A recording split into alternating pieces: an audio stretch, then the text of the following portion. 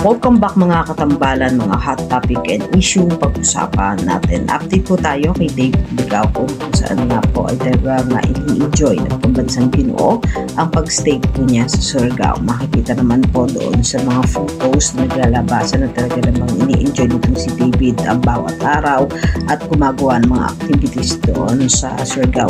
Makikita rin na nag-enjoy itong sina David at ang kanyang mga kaibigan na namasyal sa mangrove. At makikita rin itong si David sa kanyang post na nakasakay sa isang motor kung saan nga po ay inikot itong si David ang Surigao sa kanya po ng motor na ipinost naman ni David sa kanyang social media account. Makikita na nag-enjoy talaga si David sa Surigao at isa pa nga po sa post ay ang nagkaroon niya itong sila David at ang kanyang mga ibigan ng nightlife na kung saan po ay nag-party-party nga itong sina David.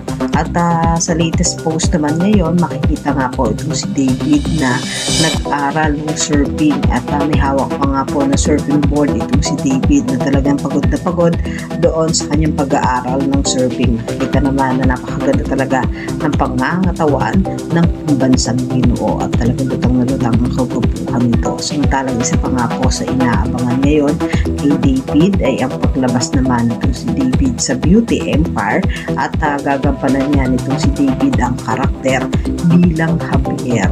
Isa nga po yan sa inaabangan hindi lang ng mga fans ng Barda o hindi ng mga tagahanga din ng David Ligao po. Yan po yung mga update natin ngayon kay David. Kayo mga katambalan, ano ang masasabi niyo? Comment lang sa comment section at pag-usapan natin.